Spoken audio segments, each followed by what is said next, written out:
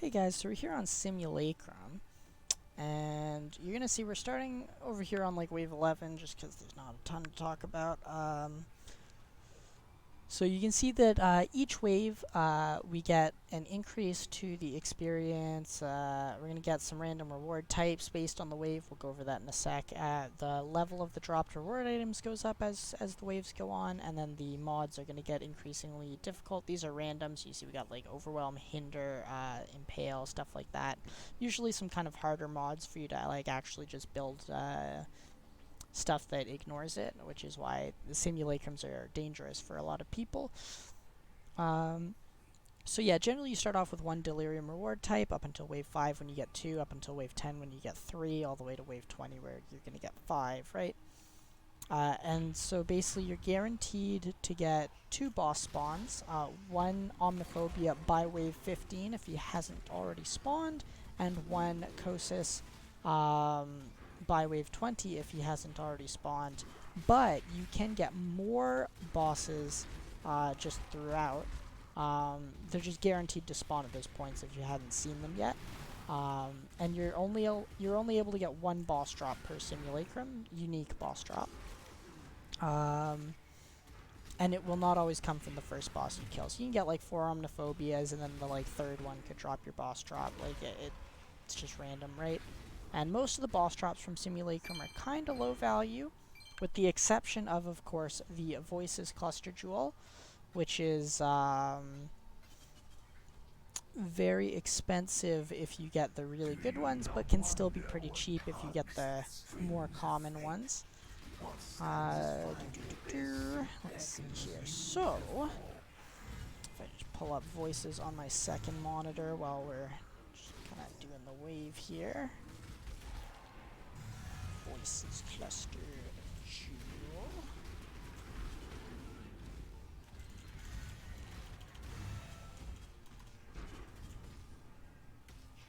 So you can just see here, if I bring it up, 7 passives, like 4 chaos right now, which is the one you're going to get most of the time. In actual Delirium League, as opposed to post-Delirium League, I was able to farm a lot more simulacrums. I would say that I got about 1 Voices every like 40 runs. And I would say that I got maybe like 8 total, and I saw like I saw like 1 5. I don't even remember if I saw 3 or not. I don't think I did at the time, but it's possible. And yeah, we can just see here, just if we're, there we go. If we're gonna sort by the small passives, you can see it's 2 mirrors if you get a 1 passive. There's only 4 listed right now, end of the league. And then 150 exalts for a 3 passive, and then it's like 2 or 3 exalts for a 5 passive there. So, generally that's the chase item. You can get some nice megalomaniacs that are worth a fair bit. But other than those, you're not really going to be like the gloves and the boots and the armor are not very valuable. Most of your value is going to come from the actual reward type loots. So we got like div cards here, currency. These are all random, right? Prophecy. But if you ever get like the top end rewards from these, then that means like getting an exalt from the currency one, but also things like getting pure Kayula breach stones or pure Olmatol breach stones from like breach rewards. Getting things like we got an ancient orb on wave 1 from Harbinger reward type. You get like lots of blight maps and stuff. You're gonna get a lot of assorted stuff. Scarabs are a really good place to farm scarabs is in Simulacrum, and you know it's gonna build up if you're able to sell all of them in things like bulk. Got a hoarder here; it's a 12th of an X. But yeah, it's just the kind of thing where you want to run a lot of them, and then you'll have a bunch of miscellaneous stuff. You'll go sell all your miscellaneous stuff, and you'll probably make a huge amount of profit, right? Particularly, of course, hitting the voices means that you're gonna come out way ahead. This league I've done, I want to say maybe 50 or more of these, probably more to be honest, and I can say I haven't gotten a single voices drop yet this league, despite the fact that it should have probably gotten 1 by now, and it probably would have just been a 7 anyways, but you know, I haven't really farmed enough of a sample size to be able to tell you like an actual rate here. Like I farmed a lot, but not like enough, right? And see here we got some nice fossils. We got some catalysts. Great for catalyst. 23 qual gem. Generally not super great, but add gold maybe sell for like 10c or whatever. I don't usually bother selling items that small, but hey, you know, vendor it for a GSP, whatever. It takes 2 seconds, right? I don't believe we've seen an Omniphobia yet, unless I missed one. There he is. You can see the icon pop up on your map when they show up. And you know, they have the exact same mechanics in map. They won't drop the same things that they do in map, right? In map, you're gonna see them drop like a lot of the small, unique cluster jewels, and they just won't drop those in Simulacrum. At the end of Simulacrum on wave 20, you're guaranteed one I-84 cluster jewel. So I've definitely farmed a couple 30x like 6 passive aura jewels this league, just from the Simulacrums that I've run. And you can see here we got our boss drop from the first one. I would say it's you know, pretty often it drops from the first boss, but not all the time. And so yeah, I mean, there's, you know, if you really wanted to skip all the loot from the later ones, or you can't run them, you could just try and farm voices that way. But you know, the loot just gets so much better at the end, it's kind of not worth to just skip out on, right? Especially just like it'd be super boring just doing waves of like 1 through 14 or whatever, like over and over. Just they're really empty, right? There's not a ton of mobs. It's just kind of, it'd be kind of boring to do that. So I wouldn't recommend trying to farm voices by skipping the last like few rounds. I would say just full clearing is probably the best way to go. Just hope you get lucky, right? Just think of it as something that's easier to get than a mirror, but it's worth more than a mirror if you drop it, right? You can keep a mirror and sell a mirror, which is, you know, I think what a lot of people really want, right? Because it's nice to hold on to a mirror when you get a mirror, just to like, oh, I have a mirror. But, you know, when you sell your mirror to fund your gear, you're like, oh, well, now I don't have the mirror. And, you know, you get some incubators from doing this, so you can just like pop those on your gear and just make sure you're procking them, so you have space to put more on your gear when they run out. I usually only pick up the incubators that drop good things. It's kind of it's a lot of handling to just like pick them up, put them on the gear, check which gears have incubators, which gears don't. Especially if farming a lot of them in chains, you're just gonna get so many incubators. It's not worth picking up all the small ones that nobody is gonna get anything good from. So I'll pick up like Geomancers, Thaumaturges, Time Lost, Diviners, Forebodings are actually pretty good. Probably should be picking those up, but I usually don't. I think that's about it. Yeah, you can see we get stack decks from the Diviners ones a lot. Boop.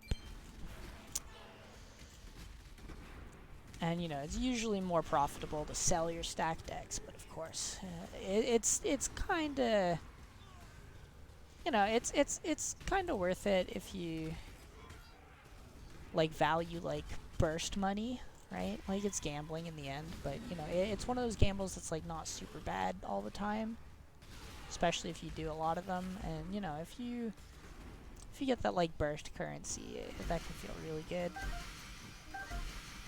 That's worth it enough for me to open them all, you know? Alright, we haven't seen Kosis yet. We're on wave 19.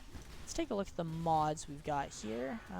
We got some still Overwhelm, some still Impale, all damage from monster hits, inflict chill, so nothing super crazy. And you're really going to notice the big spike between wave 19 and 20 usually. I think a lot of builds can make it to 19, but not a lot of builds are able to do 20. Just like there's a sheer increase to the number of mobs that you see on like wave 20 from wave 19, and yeah, especially on better layouts than this one. Oh, there's Kosis. So for Kosis, you want to get in as close as possible. So he'll mostly just melee you. You can see he's dropped some orbs in the general vicinity. He's doing a laser here, a bit hard to see. That's spawning an orb. And when he does that laser, he full heals his energy shield. So you just have to kind of break that. And when you break his energy shield, it'll like cancel him wherever he's at and generating that sphere. And then at any point, he can do a jump slam and like explode those spheres. He likes to teleport to you a lot. And those explosions are generally what's going to deal the bulk of the damage that kills most people. Here, we can kind of debate him over here. Yeah, we'll let him build up this one and then explode this one. They will cause a chain reaction too, so you just don't want to be anywhere near these things when they go off. We'll just wait for him to go ahead and jump on that. And if we go here, he's probably... Yep, there you go. He really likes to teleport to you if you try and run away, so you want to try and stay in that melee range if you can. They'll inflict ailments when they hit you usually, so it can be a little bit dangerous, right? Where were we talking about? We were talking about the difference between wave 19 and 20 before Kosis spawned. Yeah, so let's go take a look at the mods, right? So we got the Overwhelm here. We got 10% Ellie res and 30% chance for all monsters to cause Ellie ailments on hit, and Fizz has extra chaos. And then the monsters have 60% less effective curses on monsters, and random curse on hit. And these can be like all really bad, you know, like if you're relying on curses to like weaken their damage. I was playing like a curse occultist build, and this mod almost always shows up 66% less effective curses on monsters. It's almost always shows up on wave 20, and that's always a real problem. The 40% chaos res pops up a lot. The random curse on hit can do like silence if you're not silence immune. Like, you know, there's a whole bunch of things that can go wrong here. But we'll just go ahead and try and clear this. Maybe get some more boss spawns. We have seen one Kosis and one Omni, so there may not be a boss spawn on this wave 20, and that's always the easiest, right? When there just isn't a boss spawn on wave 20. You can get both bosses on the same wave.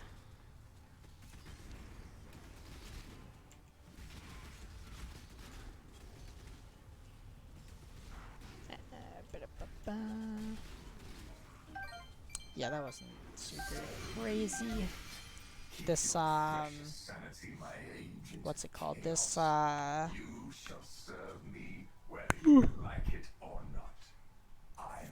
Simulacrum layout is generally pretty low rewards in terms of the number of packs that you're actually going to be able to kill compared to some of the other ones. I like the Forest Encampment one the best, I would say. Yeah, I think the Forest Encampment one is the best layout.